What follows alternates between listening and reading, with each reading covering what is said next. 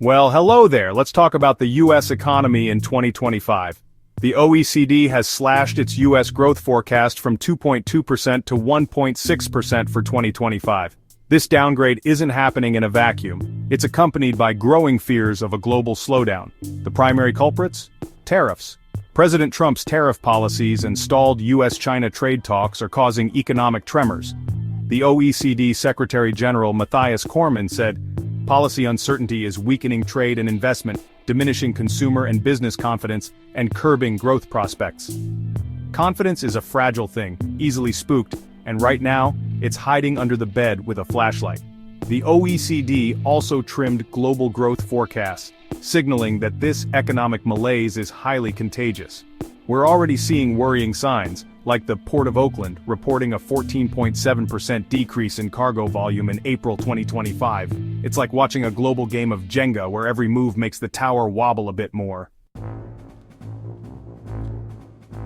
Now let's zoom in on the U.S. footwear sector. Matt Priest, CEO of the Footwear Distributors and Retailers of America, FDRA, has described President Trump's tariffs as an existential crisis. Consumers could see shoe prices jump by 15 to 20% by the back-to-school season or the holidays. The average American spends about $30, $50 on a pair of shoes. Slap an extra 20% on that, and suddenly those new sneakers for little Timmy are looking a lot less affordable. A third-generation New York-based footwear company imports about $1 million worth of goods every month. Their monthly tariff bill used to be $60,000. Thanks to the new tariffs, it's now $360,000. Margins in the footwear industry are already notoriously thin, around 2 to 4%.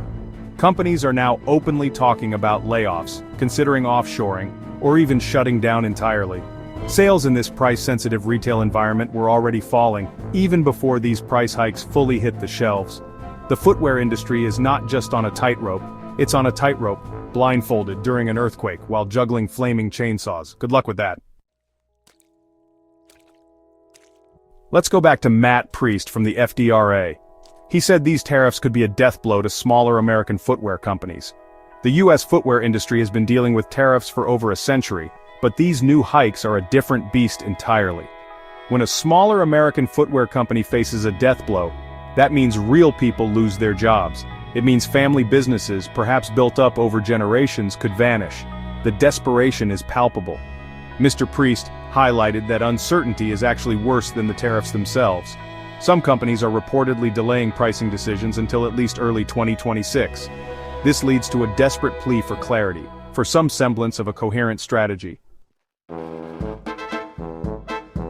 Section 4. Not sneakers, but AI, presidential pronouncements and policy puzzles. President Trump recently made comments that might seem to offer hope for sneaker sellers. He stated he isn't focused on pushing American companies to manufacture sneakers and t-shirts domestically. Instead, he emphasized the importance of things like military equipment, AI, and computers. Matt Priest sent a letter to the administration, seeking a formal exemption from these punitive tariffs for the footwear industry. The response? Silence. If the president says that domestic sneaker manufacturing isn't a strategic priority, then why are imported sneakers being targeted with tariffs? The lack of a clear answer is maddening for those whose livelihoods depend on it. Industries need predictability. What the footwear industry and many others desperately need is coherent, predictable, and explained policy.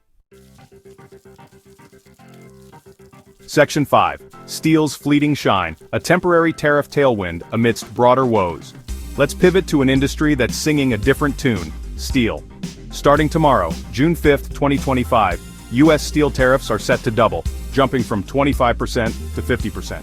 The immediate market reaction was euphoric for steel companies. Steel stocks went soaring. Nucor, up 10%. Steel Dynamics, also up 10%. Cleveland Cliffs, stocks jumped 23%. But there's a catch.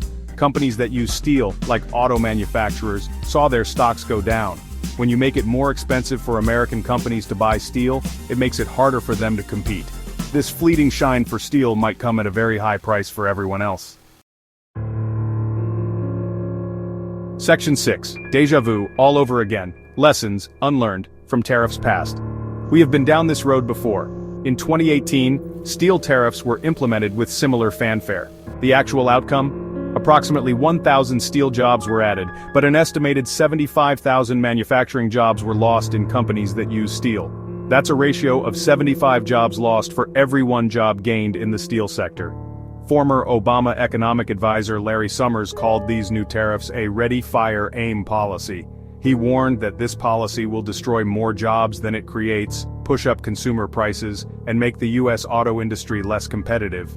It's like watching a dog chase its own tail, except the tail is the American economy. There's a distinct feeling that lessons from the very recent past are being willfully ignored. Either way, it's a recipe for continued economic indigestion. Section 7. The ripple effect, consumer pain, economic stagnation, and the quest for clarity. The impact on consumers is set to spread far beyond the footwear aisle. Get ready for price hikes on a whole range of everyday items. Beauty products, toys, apparel, electronics, your wallet is about to go on an involuntary diet. This is about a broader economic slowdown, a creeping stagnation that threatens to engulf not just the US, but the global economy. Business leaders are urging the Trump administration for some clear, long-term policy direction. The current state of flux is simply untenable. Imagine trying to run a business where you have no idea what your fundamental costs will be next month. One can only hope that someone, somewhere, figures out a sensible path forward before we all end up barefoot, surrounded by very expensive, domestically produced steel. That would be, to put it mildly, suboptimal.